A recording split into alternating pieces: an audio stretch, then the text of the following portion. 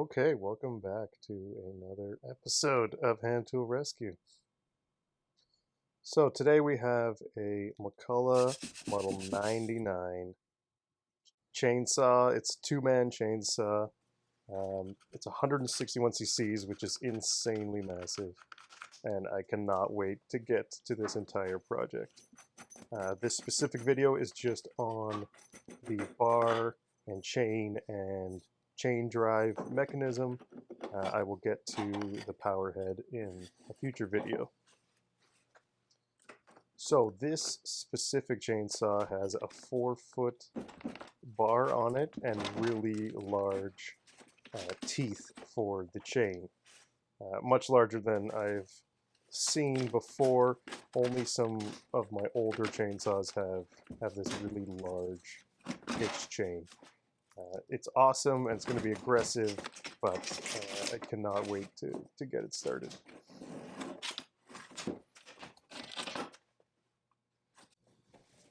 This right here is that chain drive mechanism, and it actually rotates right here. I'm moving the clamp up and down to kind of get some movement out of this. But as I just said on the screen, the reason this tilted is that these chainsaws were built before they installed carburetors that would work in any direction. So this carburetor, if you tried to use the saw sideways or upside down, it would flood or it would not have it starve for gas and would not run. So instead of turning the chainsaw, you would turn the actual blade to go from just chopping up wood to chopping a tree down. It's common on much older chainsaws. Eventually this was obviously fixed with more modern chainsaw carburetors. Thank God, because this thing would be insane to use otherwise.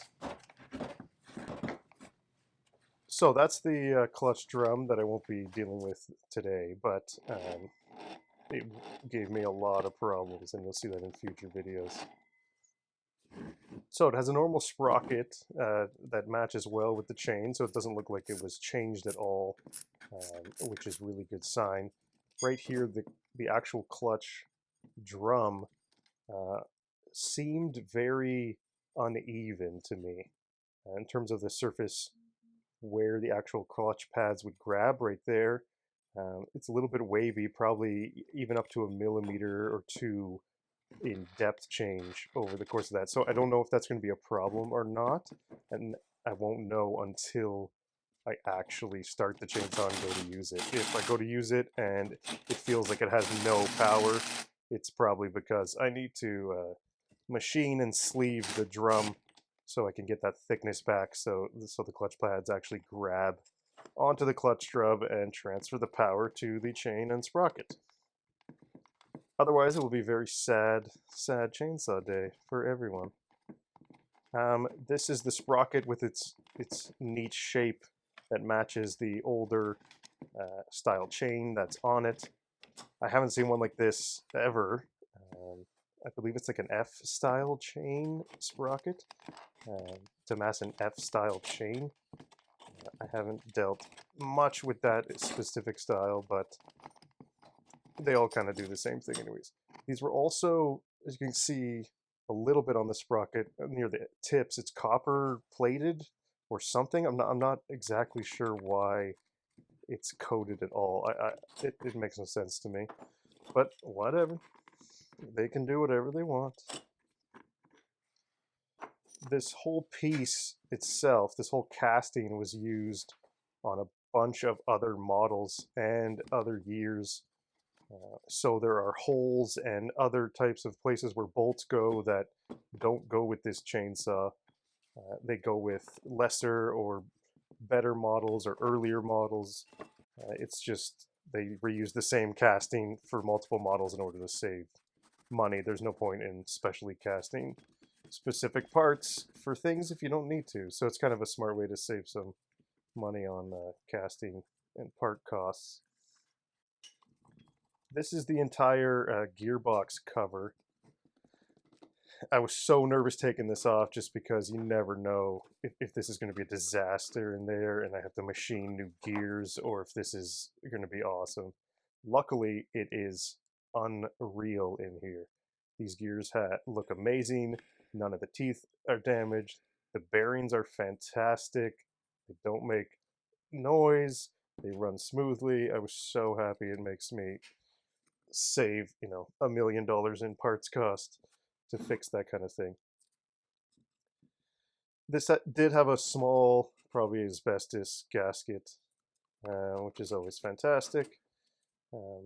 But you can replace it with whatever type of gasket you would like.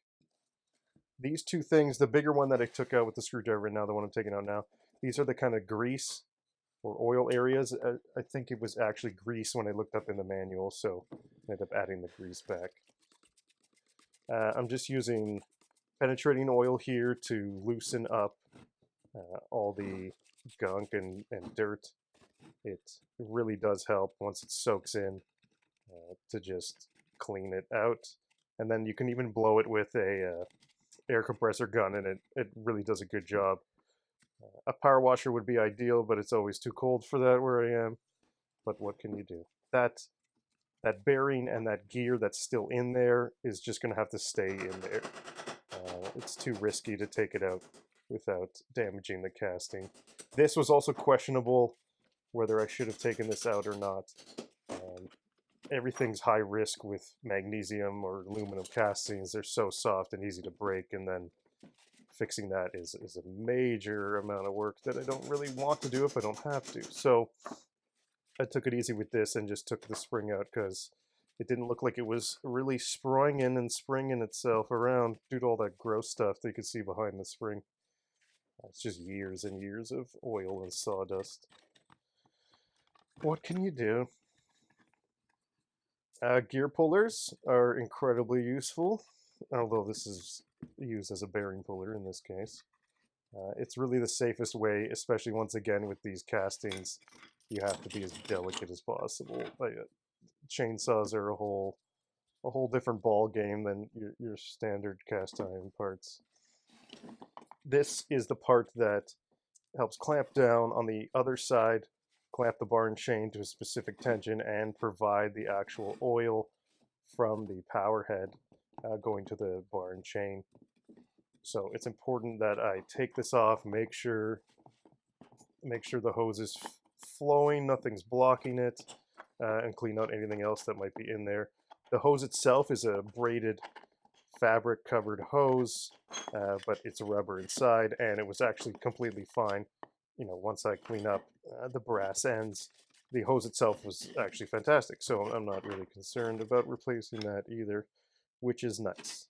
I love things that carry oil because they usually are in great condition.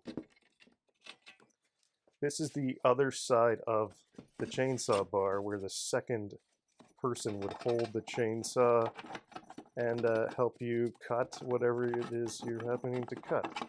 So this does make it slightly more dangerous if the chain, flew off or something like that, but that's kind of the risk they took at the time. It is missing the rubber handle that went on at the end, as that's kind of the only anti-vibration situation that they have on this entire chainsaw, and that's not even a real anti-vibration solution.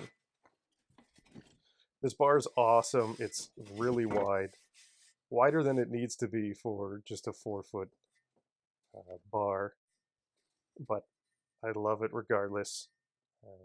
There seemed to be something here, and I couldn't really make it out, and I tried to look up online what it should have been there, but the bars are, I don't know, they're all different ages online, so I just took my time with the Evaporust gel, which is the perfect application for this because my large tub of Evaporust isn't filled to the top, so there's no way of fully submerging this.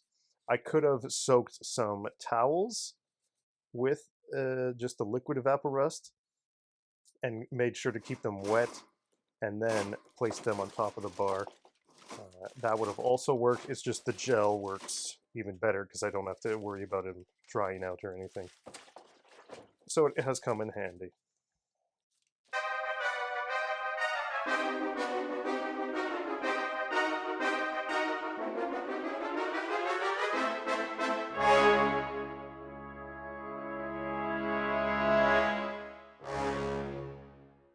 parts cleaning was ridiculous for this.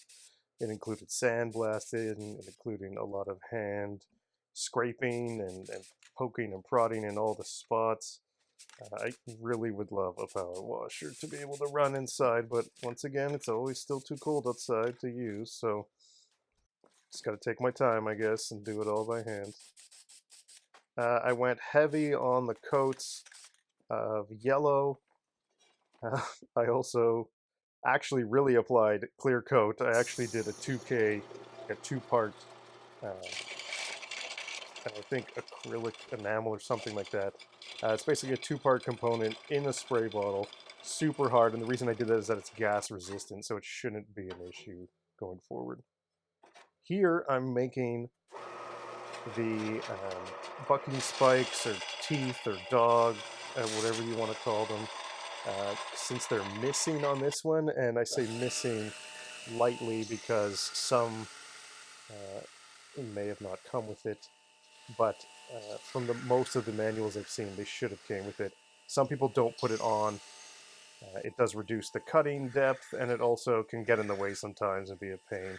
These are insanely overbuilt, what I'm making here.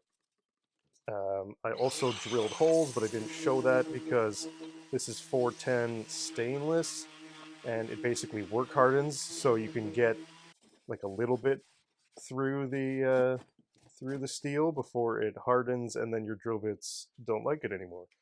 So it was a giant pain to get those holes in there. This is me. So once the gel kind of dries, you can just wire wheel it off. Even an angle grinder with a wire wheel would have been fine. And then it looks like this. Like all the steel is nice and clean. It's awesome. If there's still rust remaining, you could just put another coat of gel and wait another hour or two, and it'll do its thing. But in this case, it was fine. Again, I go over it with a little bit of penetrating oil and a high grit, 220 grit on the sanding disc, and it brings out like a nice finish that I seem to like on a lot of my tools. I don't know why I like it. It just looks good. It looks better in person actually than it does on here. So there was a burr at the end of the chain saw bar. So I just took a file and removed all of that until it was nice and smooth again.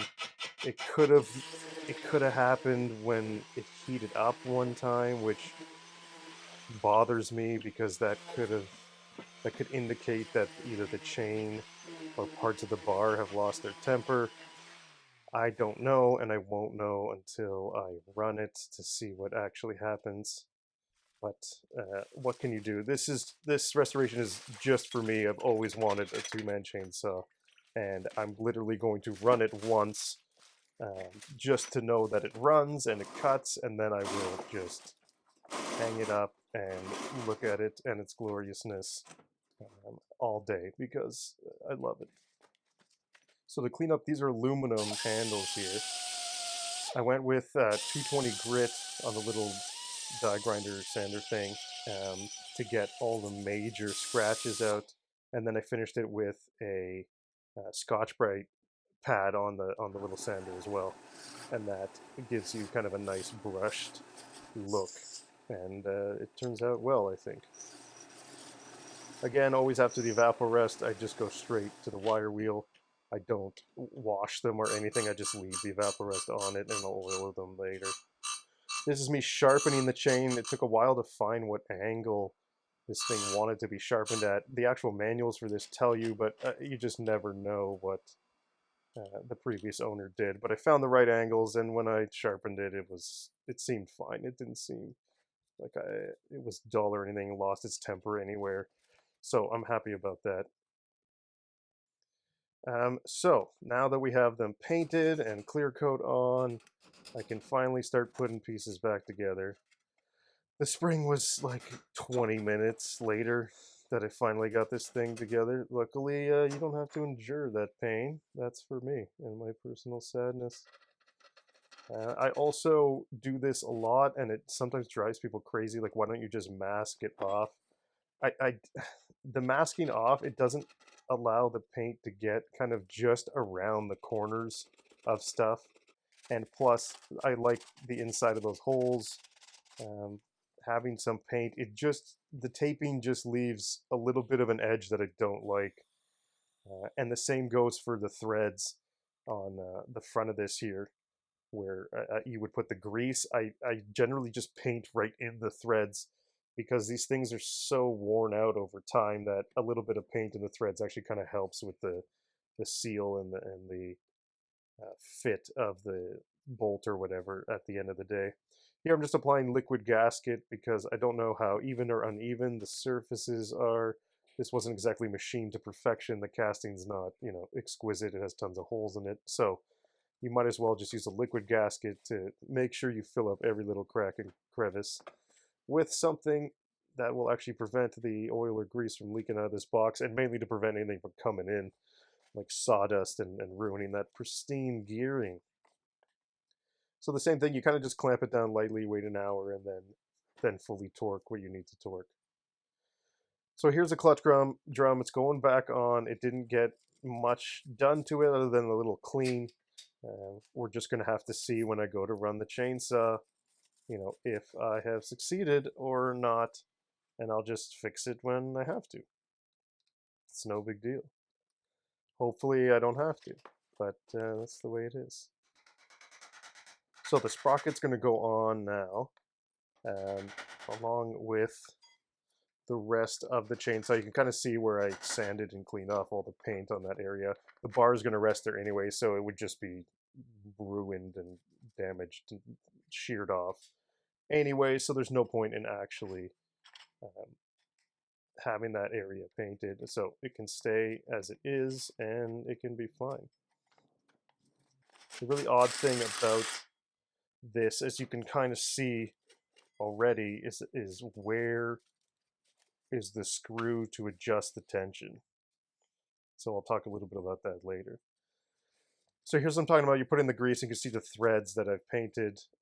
They don't look like the best, the threads, and that's why I kind of just like jam it with paint, and you got some sort of tightness back and a better seal than if you just left these kind of rough threads, because I can't really retap. I could retap and remake it. It's just not, it's not necessary if you can find a better and easier solution. I just used like the closest kind of grease that I had to what was recommended in the manual, which I did find online. So it was supposed to use some sort of lubriplate, a specific one, but they don't make it anymore. So I found something that's somewhat equivalent, because just in case it really matters. I'm not going to be running this long anyway, so it doesn't really matter.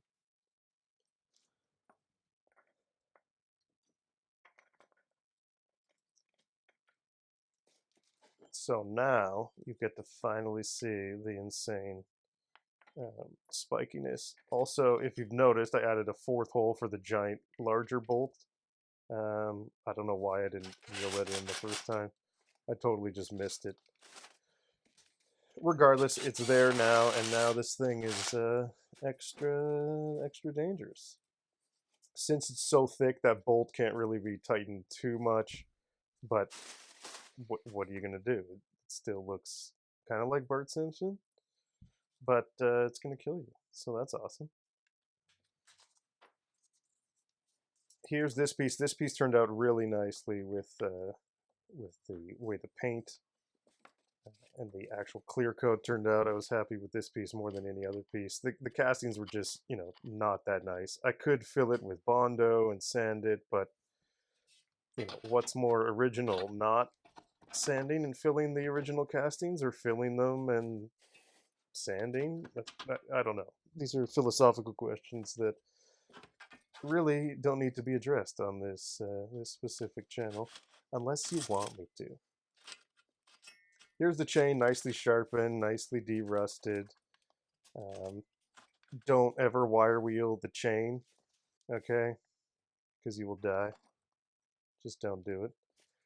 There is the little plate that kind of counteracts the cover that I'm putting on now, and that's what actually provides the locking situation for the tension. Since there's no screw, you kind of let that spring adjust the tension as necessary, and then you either push the bar and chain in to loosen it or pull it out to tighten it, and then you clamp down with the knobs. It's really odd. I'm not really sure why that they did that. It took me a while thinking that I lost a part or I couldn't find the right part or something was missing, but no, that's just the way it is. What can you do? There's the handle here. This one turned out pretty good too. The aluminum looks nice when it's all consistently covered. And then I just slid on some pre-purchased bicycle handle cover things, and they work totally fine. I obviously can't start it up and use it, but it seems to turn fine, and the gear is fine. It obviously needs some oil, but that's for when the chainsaw is actually running. It was a lot of fun to do this. I really can't wait to get to the end of it and get it started and just murder some wood. So, thank you once again for watching, and I will see you in part 2 and part 3.